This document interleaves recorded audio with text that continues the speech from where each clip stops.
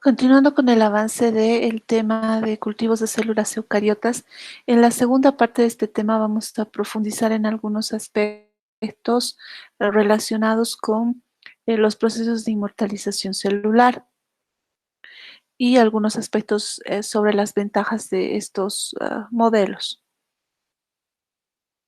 Entonces, debemos recordar que los cultivos en 2 dimensiones deben partir del descongelamiento de la línea celular, que es la forma en la que normalmente se preserva la línea, en tubos de criopreservación como los que ven, se descongelan temperándolos a 37 grados centígrados y luego tomando la alícuota de esa suspensión en un tubo para posteriormente centrifugarlo y eliminar el medio de criopreservación y así pasar las células en cultivo.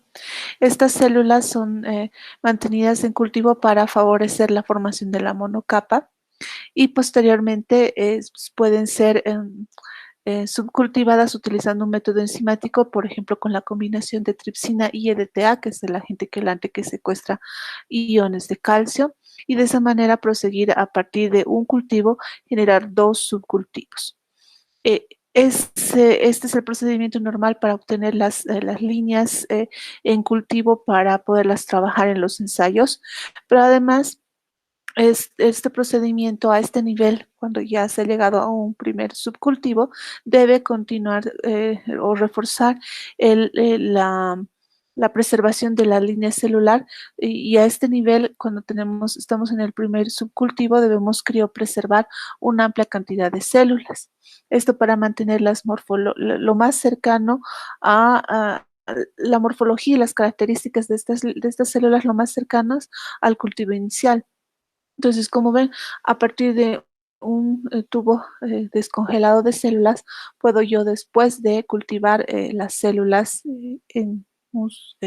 posterior a la descongelación y en un subcultivo, puedo obtener un amplio número de alícuotas que van a reemplazar a este tubo. Entonces, es un crecimiento exponencial en términos de criopreservación, porque a partir de un tubo puedo generar más de un tubo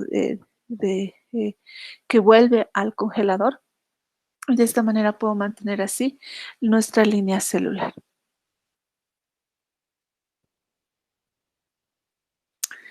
Este esquema también nos muestra un poco de el procedimiento para descongelar las células, el subcultivo de las mismas y el procedimiento, el posterior congelamiento. Entonces, básicamente esto es lo que hacemos en todos los procedimientos de laboratorio: descongelar, permitir que crezcan en cultivo y luego mm, desprenderlos del substrato para obtener un segundo cultivo que va a ser el subcultivo del primero y posteriormente la criopreservación. Entonces, como ven, son 3 procedimientos que siempre van de la mano y que nos permiten la preservación de la línea celular, además de generar un número abundante de células para los diferentes ensayos.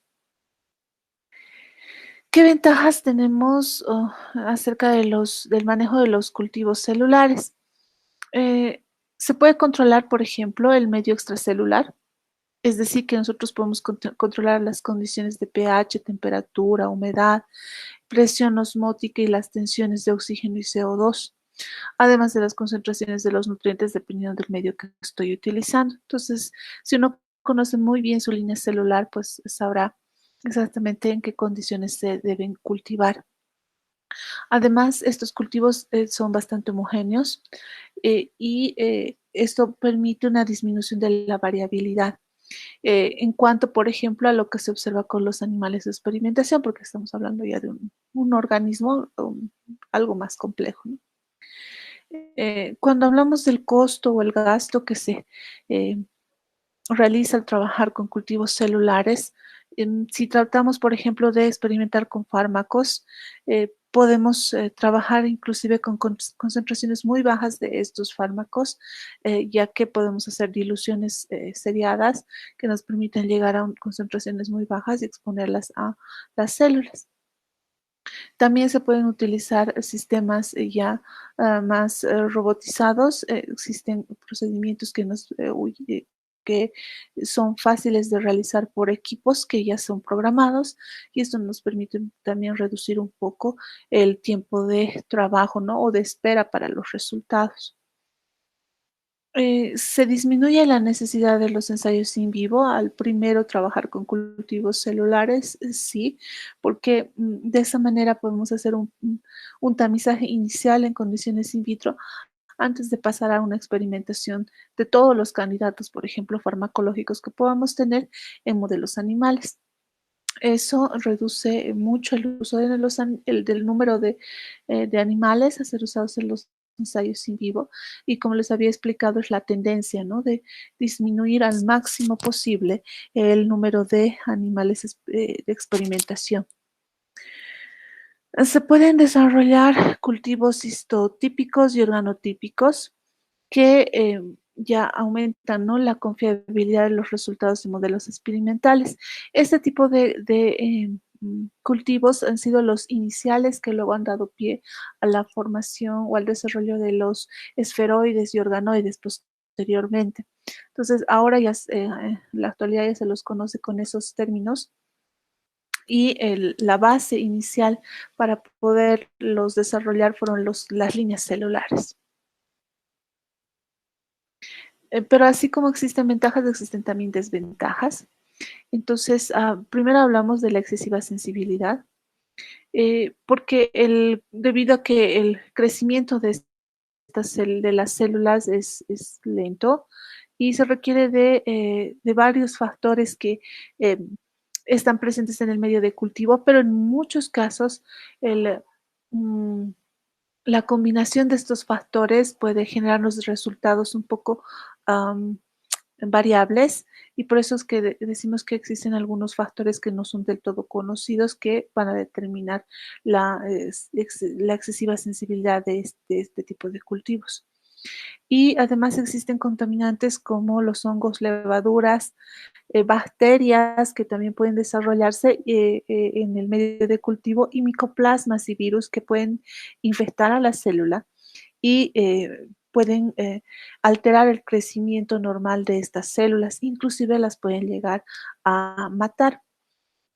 Este tipo de contaminantes están eh, presentes cuando las condiciones de asepsia y de esterilidad no son controladas durante el trabajo con estos cultivos. Debido a que los medios con los que se trabajan para las líneas celulares y los cultivos primarios en general y luego los organoides son tienen, mejor dicho, los nutrientes a amplia disponibilidad. Entonces, yo siempre hacía la comparación que, por ejemplo, en un medio de cultivo microbiológico, por ejemplo, un componente muy común en estos es el extracto, o bueno, la peptona. Mm, o extractos más complejos, ¿no? De macromoléculas, sí degradadas, pero que se mantienen como estructuras complejas. En cambio, en los medios de cultivo para líneas celulares o cultivos primarios, por ejemplo, tenemos monómeros de estas macromoléculas, aminoácidos, monosacáridos, a comparación de lo que tenemos en los cultivos para otro tipo de microorganismos. Sobre la composición de los medios, vamos a hablar mucho más cuando tengamos el tiempo para compartir la parte práctica. ¿Qué más? En cuanto a las desventajas, existe un límite de la producción de estas líneas. Estamos hablando en cantidades, por ejemplo, de 10 gramos de células, es decir, que si bien se producen en grandes cantidades, la limitación puede partir de la disponibilidad de los reactivos y de los equipos. Entonces, tenemos un límite de producción eh, semanal, por ejemplo, y como estas se reproducen en un tiempo mucho mayor que los minutos, superior a los minutos, estamos hablando de horas a días. Entonces, la producción es un poco lenta. Existe inestabilidad en algunas líneas debido a que también pueden desarrollar aneuploidías, es decir, tienen un número variable de cromosomas. Y esto conlleva a la inestabilidad genética también de la línea celular. En cuanto a la validación del modelo, podemos caracterizar, por ejemplo, si se ha perdido la organización tridimensional espacial propia de la configuración de la monocapa que se va a formar a partir de un específico tipo de línea celular. Además, se puede evaluar si las interacciones heterotípicas también se han perdido.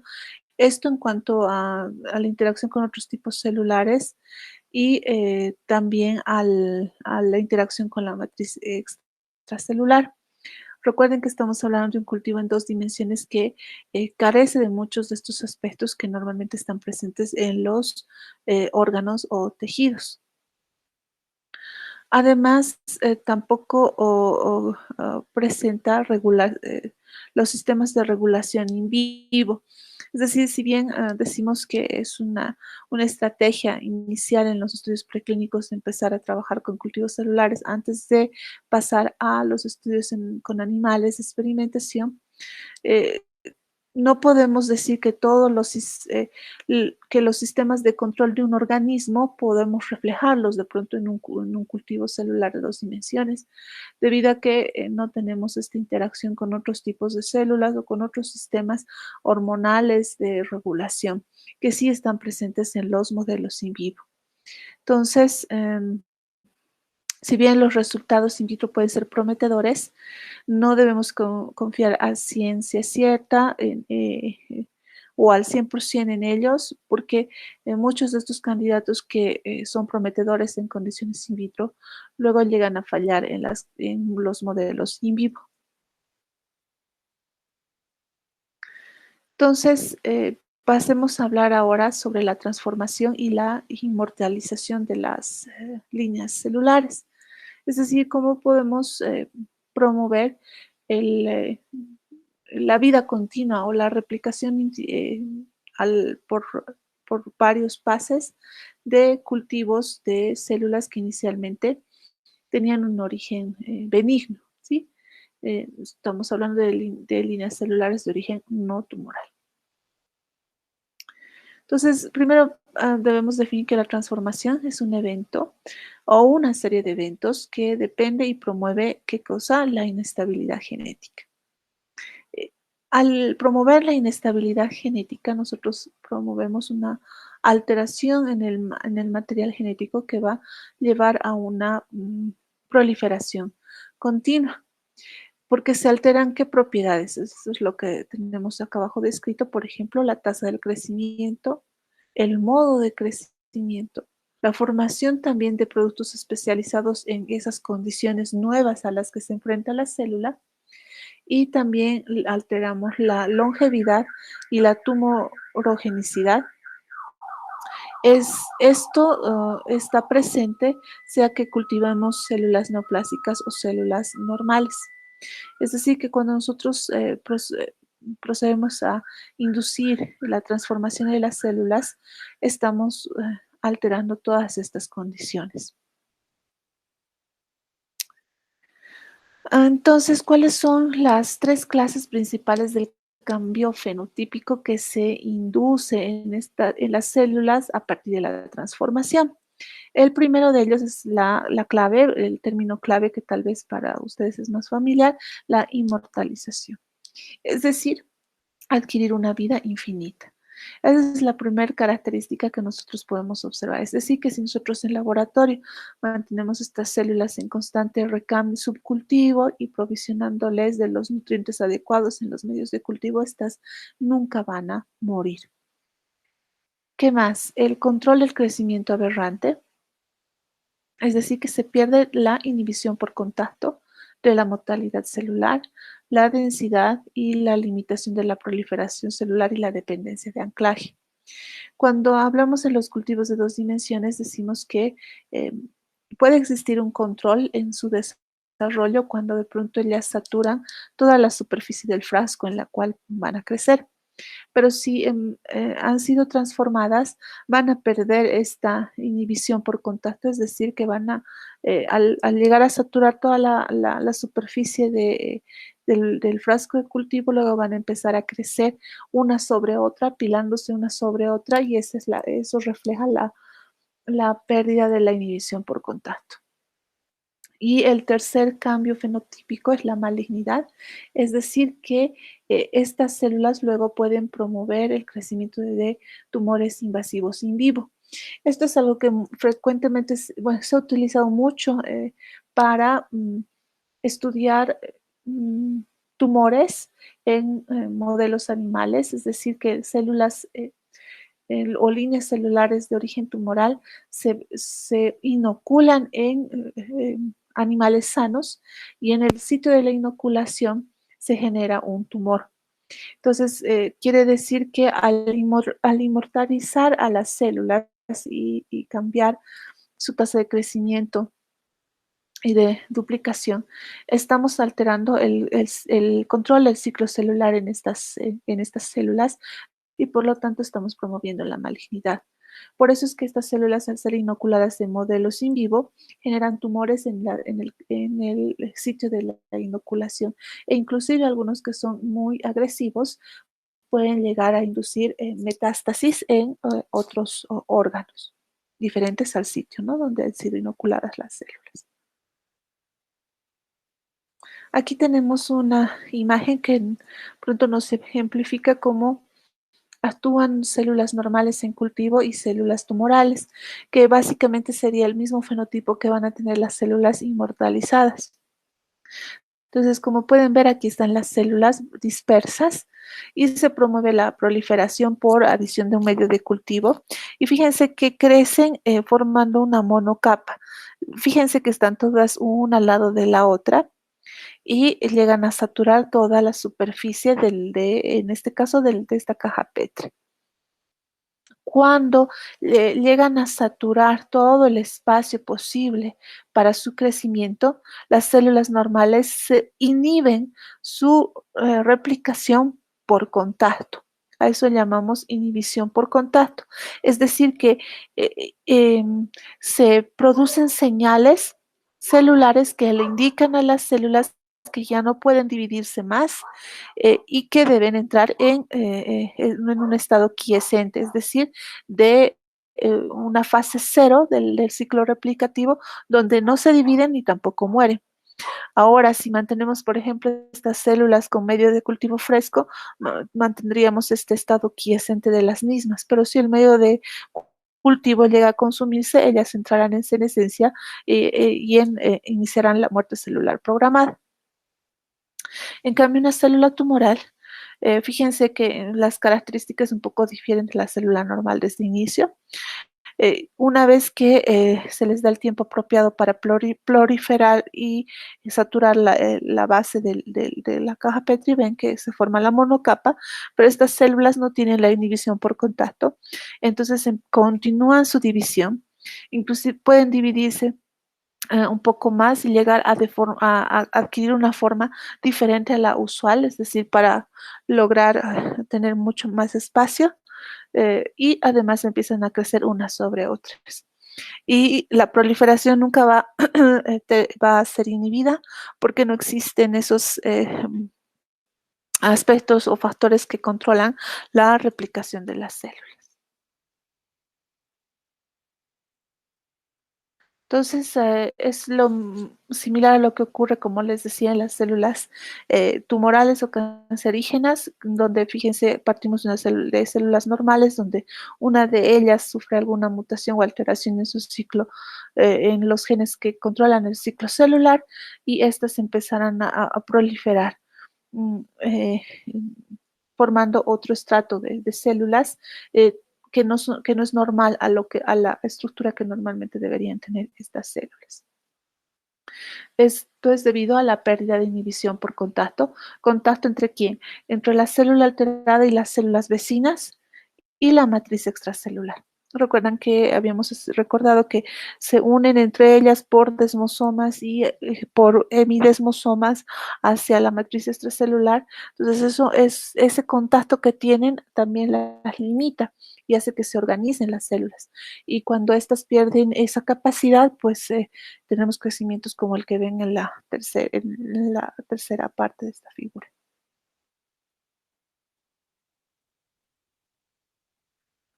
Lo que les decía es que las líneas celulares tumorales, una vez cultivadas, pueden ser inyectadas en animales sanos y estos pueden desarrollar tumores. Como ven acá, si no tenemos un tratamiento, el tumor se desarrolla en ese sector donde se ha inoculado al animal. Y si este sigue un tratamiento, que puede ser el que estemos evaluando, pues el tumor puede remitirse, ¿no? O disminuir su progresión debido al tratamiento que estemos evaluando. Hemos hablado de la inestabilidad genética y puntualicemos a qué nos referimos. Serán las variaciones que modifican al azar, fíjense, el número de cromosomas o o bien también se observan alteraciones estructurales como de lesiones y translocaciones.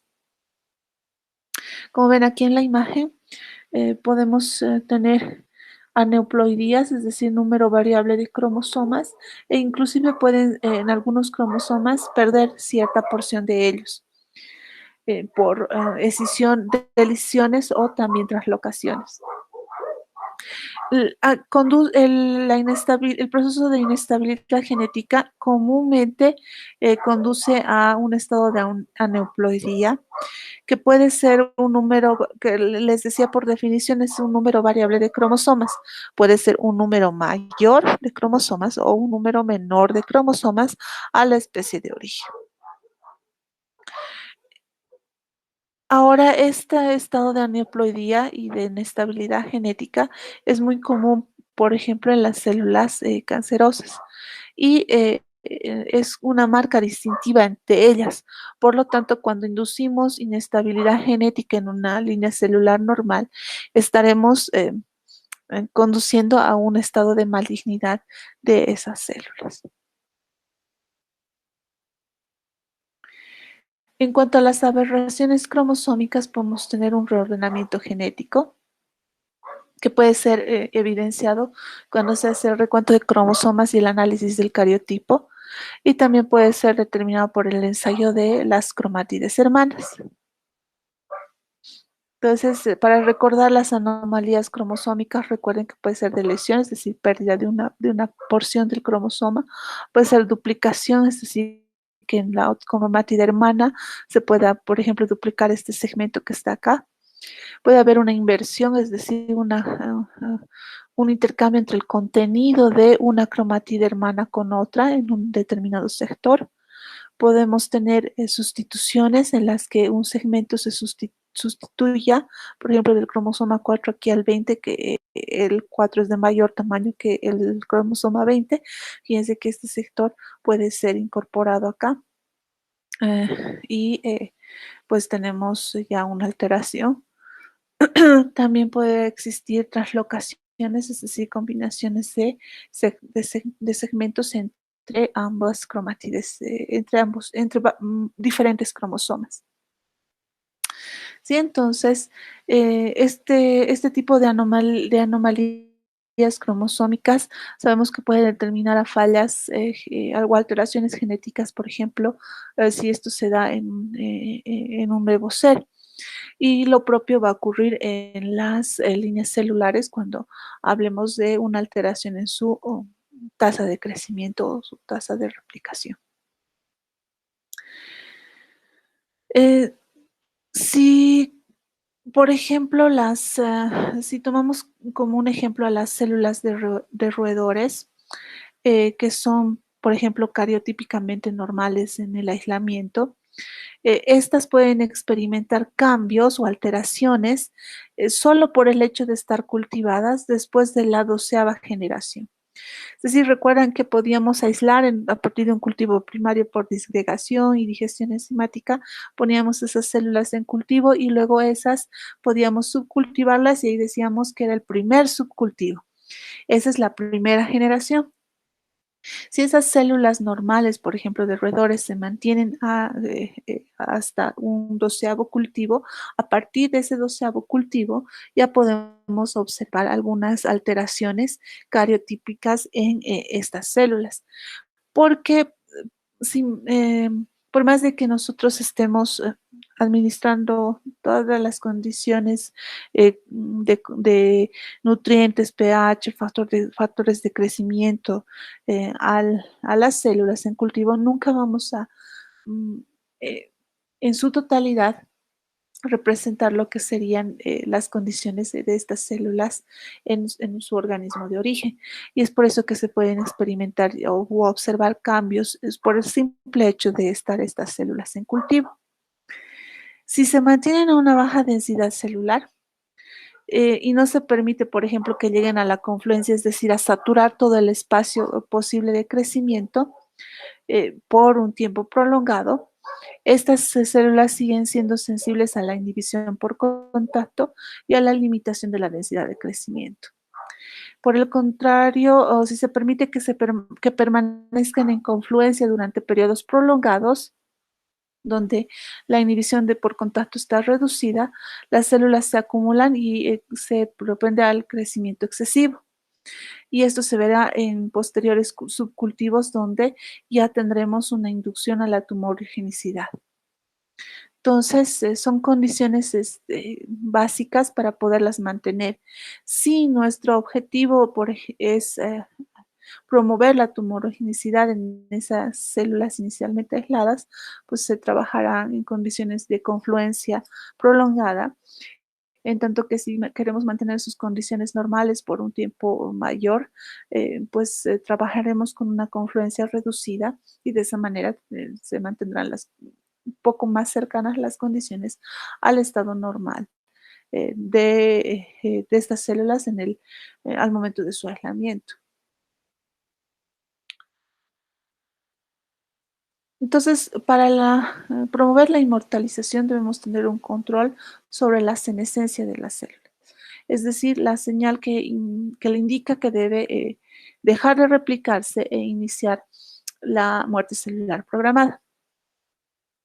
Los genes de senescencia, entonces, en células finitas, controlan negativamente la progresión del ciclo celular. Es decir, que debe inhibirse el ciclo celular debido a la activación de los genes de senescencia. Y estos se activan por las condiciones mismas del cultivo o por, como habíamos indicado, la inhibición por contacto. Y estos genes que hacen regulan la expresión de la telomerasa, que sintetiza el DNA telomérico. Sabemos que los telómeros son un marcador de la juventud o vejez de la célula. Esto habíamos hablado un poco en el anterior tema y vamos a reforzar esos conceptos más adelante porque es un punto clave pues, para poder inducir la inmortalidad en las células. Además, debemos decir que las deleciones y mutaciones dentro de los genes de la senescencia, por ejemplo, o la sobreexpresión o mutación de uno o más oncogenes, permite la reexpresión de la telomerasa. Es decir, que si bien los genes de senescencia son los que controlan la progresión del ciclo celular, si estos se alteran o se eliminan, pues no tendremos un control, ¿no?, de la senescencia, no tendremos un control negativo del ciclo celular y las células continuarán dividiéndose. Y además, si los oncogenes, por ejemplo, se sobreexpresan, como son genes promotores de la división celular, podremos también promover a través de ellos la reexpresión de la telomerasa y las células continuarán su división. Entonces, la inmortalización implica tanto la inactivación de la senescencia, fíjense, dos aspectos. Primero, la inactivación de la senescencia, es decir, la célula no va a morir, y también implica la regulación de los genes del ciclo celular como de los genes reguladores del ciclo celular como retinoblastoma y P53. Seguramente han escuchado hablar de estos dos genes reguladores del ciclo celular. En biología molecular han debido revisar también mucho acerca de su función y en cuanto a la regulación del ciclo celular, sabemos que son vitales para poderlo controlar. Entonces, si tenemos alguna alteración en ellos, pues promoveremos la inmortalización. Y un método, por ejemplo, muy utilizado para poder promover la inmortalización de las células es el producto del gen del virus SB40, que es un virus latente, que codifica, por ejemplo, para el antígeno T, que se une a retinoblastoma IP53 y de esa manera inhibe su función. Y esto permite una vida útil proliferativa prolongada y restringe la actividad de la vigilancia de los genes que controlan la integridad del DNA. Aumentan la inestabilidad genómica y aumentan las posibilidades de mutaciones. Por lo general, los lentivirus, que son virus que eh, inducen latencia como parte de su ciclo replicativo, incorporan su material genético en el material genético de la célula hospedera y no lo incorporan en lugares al azar, sino que los incorporan en genes que regulan el ciclo celular. De manera que la célula permanece estable por más tiempo y de esa manera también permanece el virus estable o a salvo porque la célula no muere y el genoma del virus se mantiene de forma latente o dormida hasta poder reactivarse nuevamente y continuar su ciclo replicativo lítico.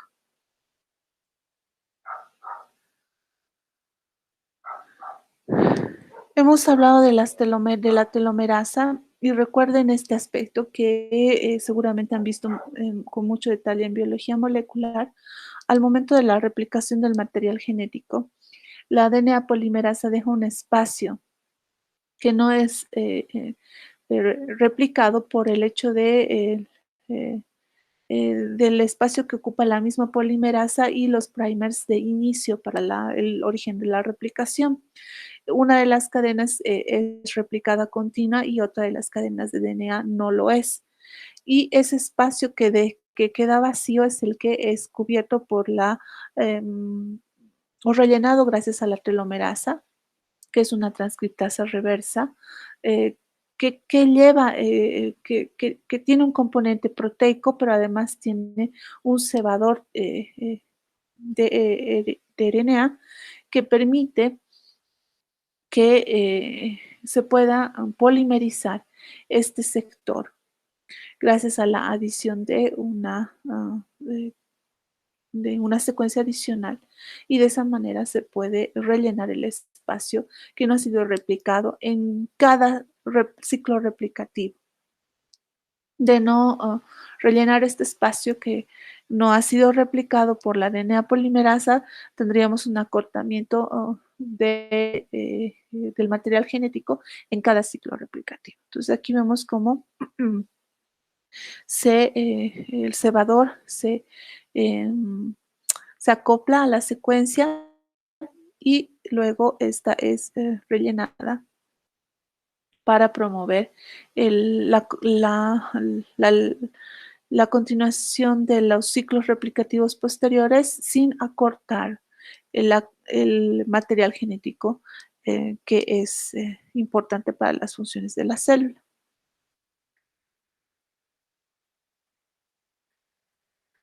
En cada ciclo replicativo, los telómeros, sin embargo, van acortándose porque existen segmentos que no pueden ser, los segmentos terminales que no pueden ser rellenados del todo.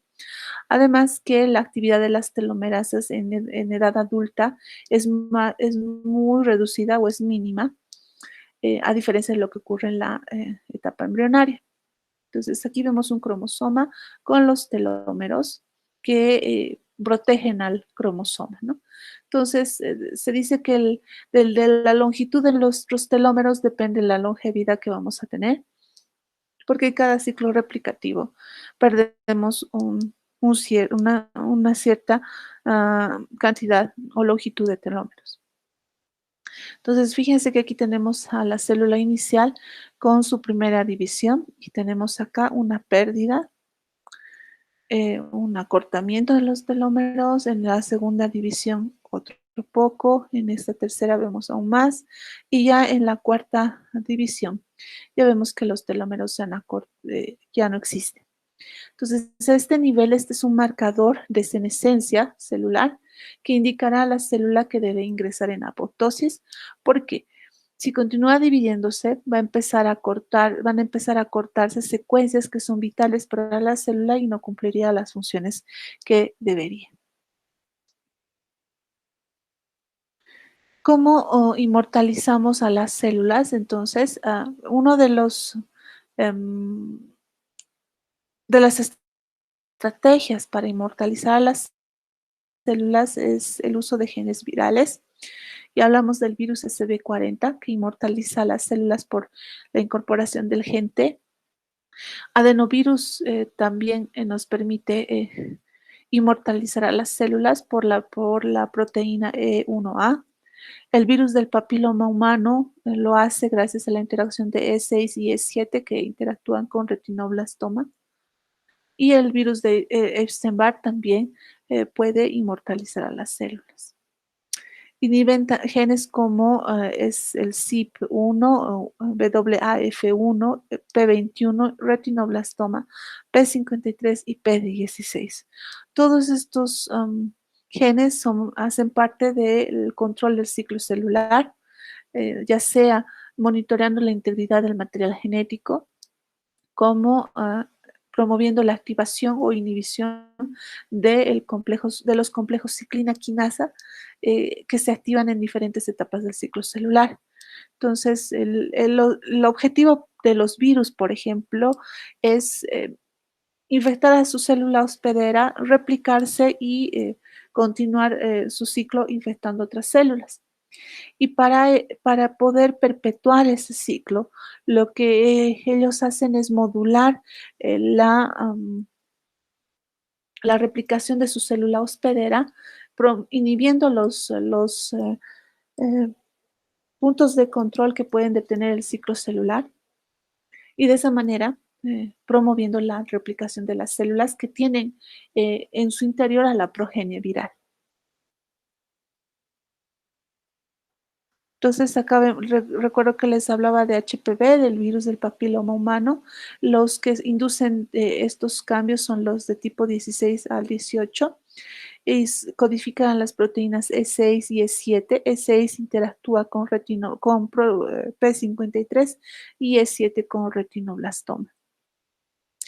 Y ese es el mecanismo, por ejemplo, que usa papilomavirus para inducir el cáncer cervical. Entonces, al conocer esta estrategia del virus, podemos también aprovechar esa estrategia para poder inducir inmortalidad en alguna línea celular por infección con este virus. Entonces, las células mamíferas pueden transfectarse con virus. Algunos de ellos son retrovirus y pueden inmortalizar a las células induciendo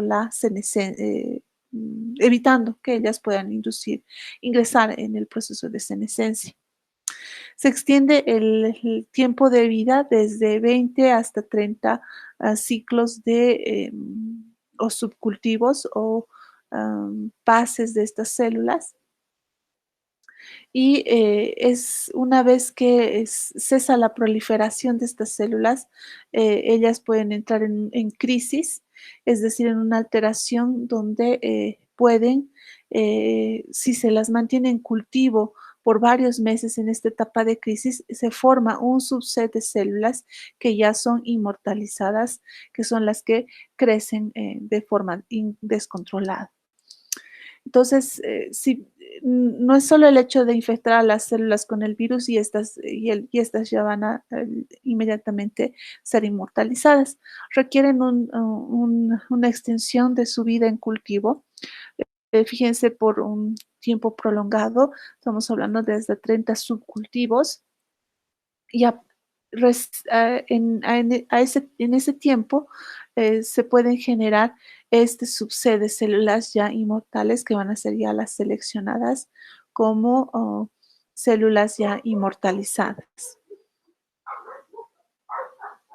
Tenemos acá en este esquema como los sitios claves para poder alterar la longitud de los telómeros es en la parte final de en los extremos de los cromosomas, y son estos los que controlarán, como les decía, el número de ciclos replicativos que puedan tener. Los virus alterarán esto, sí lo hacen, y promueven, como les decía, la activación de la telomerasa. Entonces, si hablamos de del ciclo replicativo y la división y la longitud de los telómeros, unas células en crecimiento normal tendrán una longitud de telómero inicialmente larga, que a medida que van manteniéndose en cultivo se acorta, y llega un punto en la que existe una activación de los genes controladores del ciclo celular, que indicarán que la célula debe ingresar en senescencia. Si existe una alteración de ellos por parte, por ejemplo, de infecciones virales, como les había indicado, una porción de esas células, fíjense aquí en plomo, continúa su división celular, no han entrado en senescencia. Es decir, que si monitoreamos a los cultivos a este nivel, algunas de las células estarán muriendo mientras otras se mantienen todavía vivas. Esas que se mantienen estables son las que han sido modificadas en algún aspecto a nivel de la función de estos controladores del ciclo celular, y continúan su replicación. Y llegamos a un punto de crisis en el que estas células que están alteradas en su capacidad de proliferación son las que se encuentran en mayor proporción. Y a ese nivel, la telomerasa, la actividad de la telomerasa incrementa, y esto promueve una continua división de las células, no solamente porque estos controladores de los ciclos celulares se han inhibido, sino que la actividad de las telomerasas ha incrementado, y esto promueve un perfil ya inmortal en estas células. Entonces recuerden que son dos aspectos importantes: una alteración de las proteínas de control del ciclo celular, pero además una mayor activación de la telomerasa.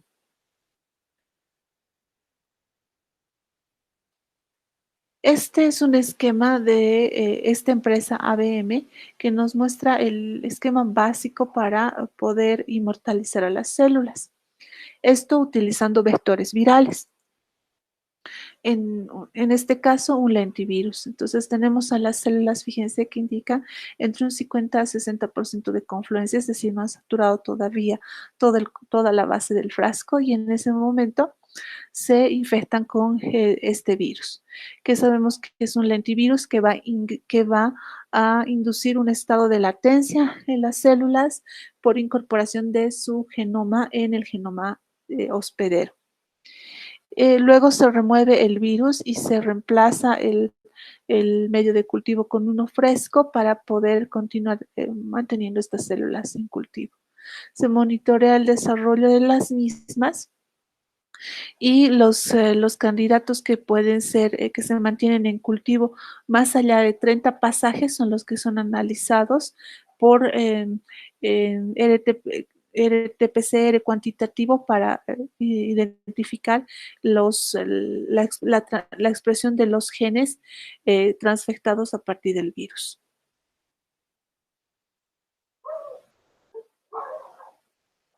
En este video de apoyo apoyo ustedes tienen con esquemas explicado el proceso de inmortalización.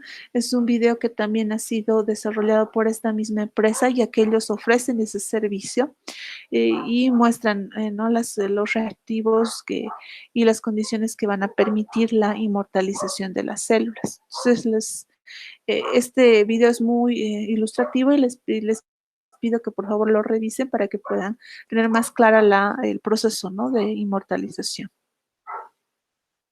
Habíamos hablado de las infecciones virales que van a controlar el ciclo replicativo, pero que en un momento dado la telomerasa empieza a activarse y esto también promueve la inmortalización de las células.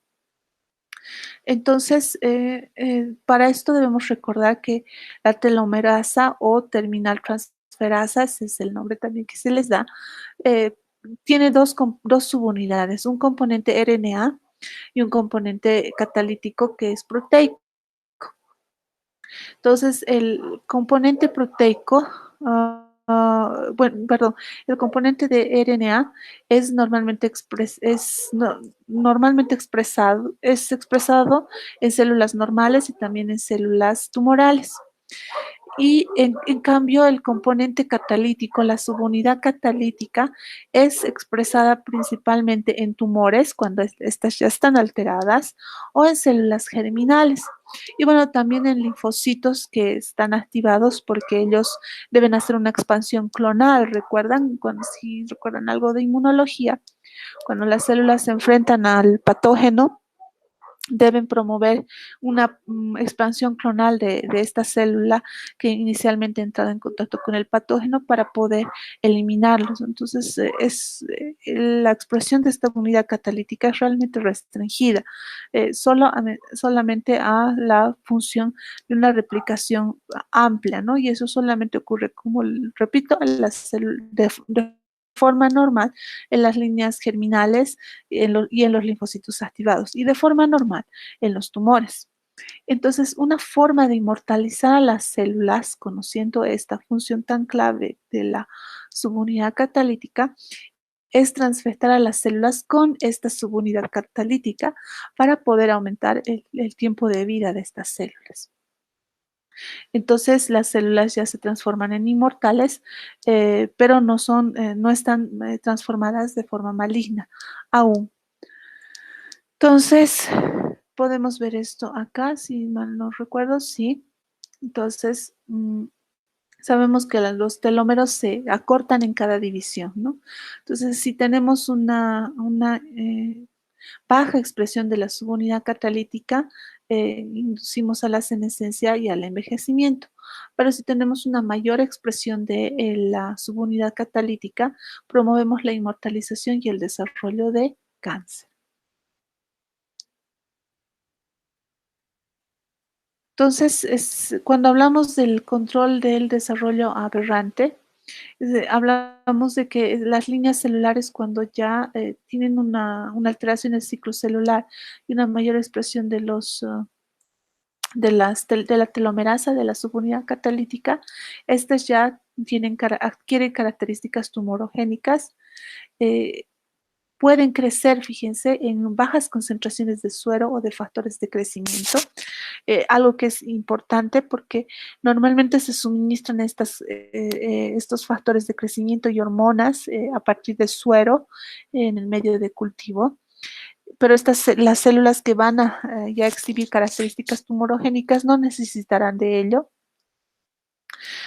Forman clones y tienen una alta eficiencia de replicación y adquieren un control autónomo de su desarrollo.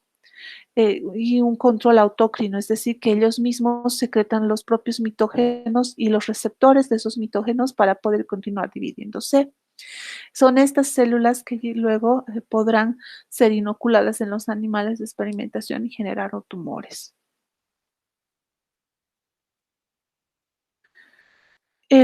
Puede controlarse este control aberrante del desarrollo por inhibición por contacto. Cuando las células se transforman, estas pierden las características de las glicoproteínas de superficie. que van a ser las que interactúan con las moléculas de adhesión, es decir, que pierden cualquier posibilidad de mantenerse ancladas a otras células vecinas o a la lámina basal que se le proporciona, ¿no? En el sustrato de cultivo. Y esto entonces conlleva a la pérdida del reconocimiento célula con célula, a la desorganización del crecimiento, o sea, un patrón desorganizado de crecimiento, y pierden, de hecho, la inhibición por contacto. eh, las células son más, son capaces de moverse y migrar y no limitarse por la densidad de la proliferación en un determinado sector. Es decir, que al transformarse, no solamente estamos induciendo la tumorigenicidad, es decir, que las células tienen un propio control de sí mismas, sino que también podemos inducir a que éstas puedan migrar a diferentes tejidos si es que, por ejemplo, las utilizamos en un modelo in vivo que emule el desarrollo de un determinado tipo de tumor. El, ¿Cómo podemos controlar, por ejemplo, el desarrollo de estas células? Sería con la sobreexpresión de de los genes reguladores de tumores, pero una característica que ha sido descrita para estas células es que también estas células tienen una sobreexpresión de los oncogenes. Los oncogenes son genes que promueven el desarrollo de tumores. Entonces, existe también una alteración a este nivel. Se modifican los receptores, por ejemplo, HERB2, que es es un oncogen. Se puede modificar la proteína G también, que es determinante para el control del ciclo celular, y la sobreexpresión de los genes reguladores de señales de transducción, como las quinasas y estas em, factores de transcripción que también son importantes para controlar el ciclo celular, MYC, FOS y JUN. Eh, Estoy segura que han debido ver algunos de estos factores de transcripción y de señalización al momento de estudiar el control del ciclo celular. Entonces, en estas células que son inmortalizadas también vemos un cambio a nivel de, de estas moléculas que controlan el ciclo celular.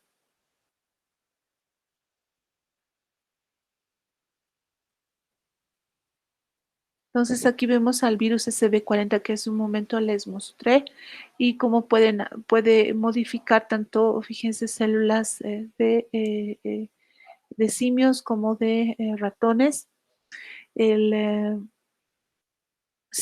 sí, el virus, por ejemplo, expresa los genes tempranos y tardíos, se replica y se tiene una progenie del virus. Pueden ver aquí las partículas del virus en suspensión en el medio de cultivo, pero si solamente se expresan los genes tempranos, se tendrá una transformación celular. Esto es algo característico de los virus y tal vez van a tocar mucho al respecto sobre el papilomavirus en citología, donde les explicarán cuán importantes son los genes tempranos para inducir la malignidad en las células. Y en este caso, lo propio ocurre con el virus SB40, donde los genes tempranos son los que van a promover la transformación de las células.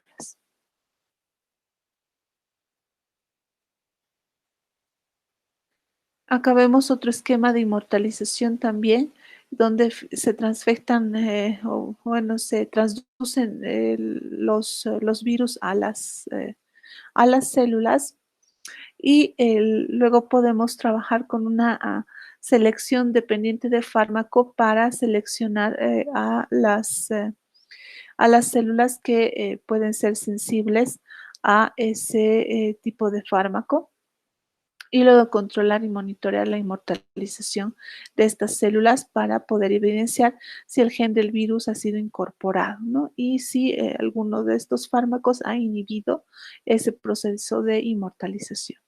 Y las que son seleccionadas como inmortales son las que son criopreservadas para futuros ensayos.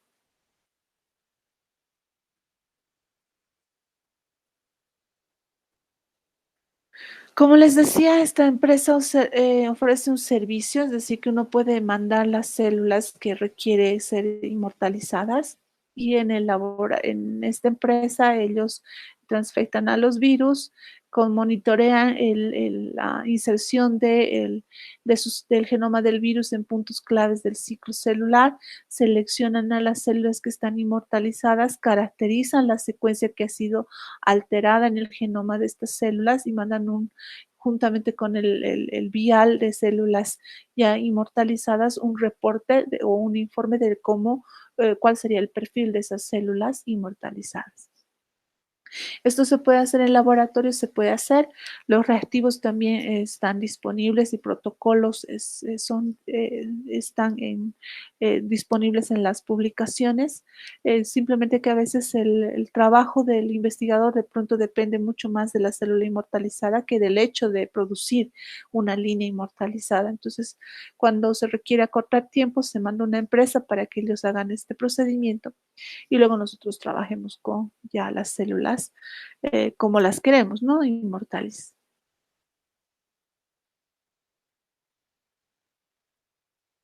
Este es otro proceso con otro lentivirus, el de Cas9. Y igual, del mismo modo, tenemos al virus que puede ser transfectado con una secuencia específica o directamente esa secuencia específica que nosotros queremos introducir puede ser transfectada a las células. Entonces puede darse por la infección viral o directamente por una inyección de esta secuencia de material genético. El punto es que necesitamos que las células puedan expresar ese gen como parte de su secuencia genómica y se puede proseguir con otra modificación más de una segunda modificación del mismo modo por infección viral o transfección directa del material genético y tener una segunda modificación de estas células. De esa manera se pueden obtener dos perfiles de células, una de ellas que va a contener la segunda modificación en su material genético y otra que no va a continuar su replicación por ausencia, ¿no? De la modificación inicialmente planteada.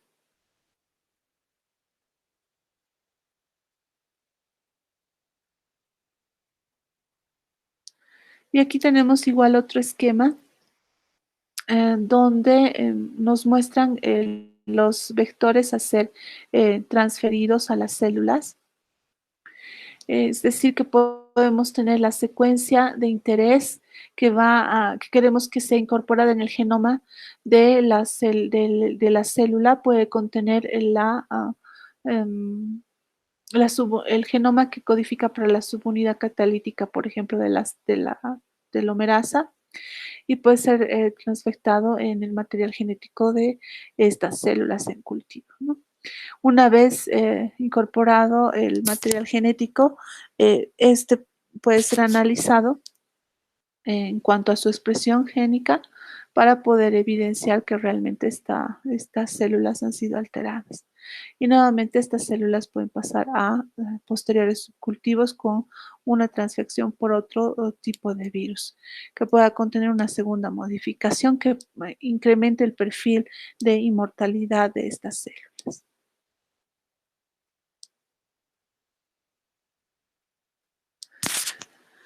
El proceso de inmortalización también tiene otras aplicaciones y aquí les hablo, por ejemplo, de la inmortalización de células dendríticas de humanos. ¿Esto con qué fin? Veamos esta aplicación. Aquí tenemos células polimorfonucleares estimuladas que, por ejemplo, pudieron haber tenido un contacto con un virus, por ejemplo, y ser capaces de reconocer a ese virus. Entonces, estas células pueden separarse por perlas magnéticas, es decir, se pueden utilizar perlitas que se pueden atraer a un imán y estas estar cubiertas por el anti-CD3 para poder separar específicamente a las células CD3 y dejar eliminar a las células T de esta mezcla, ¿no? Y solamente tener células dendríticas en este tubo. Esas células dendríticas pueden incubarse y pueden inmortalizarse para mantenerlas con esas características por un largo tiempo. Y recuerden que son células que ya reconocen a este virus debido a un contacto inicial. Posteriormente se puede expandir poblaciones de células CD8, por ejemplo, que son otro tipo de los linfocitos T, y también tenemos a células NK que pueden participar como otras células que van a ser activadas por las células dendríticas previamente inmortalizadas. Fíjense que posteriormente se inyecta en este animalito las células inicialmente ya educadas como citotóxicas a partir de estas células dendríticas, y este animalito, por ejemplo, puede tener un proceso tumoral en el pulmón, y podemos promover la actividad citotóxica de estas células que van a ir a remitir el tumor en estos animales. Y fíjense, después de un tiempo, lo que se ha podido evidenciar es que este tipo de activación inicial de las células dendríticas puede eliminar, ¿no?, el desarrollo o controlar el desarrollo de un determinado tumor, en este tipo de tumor, en este caso del tumor de pulmón. Entonces, estas células dendríticas inmortalizadas son las que van a educar inicialmente como células presentadoras del antígeno a las células T citotóxicas, que luego van a poder eliminar este tipo específico de tumor. Entonces, se pueden inmortalizar diferentes tipos de células con diferentes aplicaciones. Y esta aplicación que les mostré aquí me parece interesante porque es una estrategia de inmunomodulación, ¿no? Y de una respuesta adicional, ¿no?, a lo que frente a un proceso tumoral como el que vemos en este ejemplo.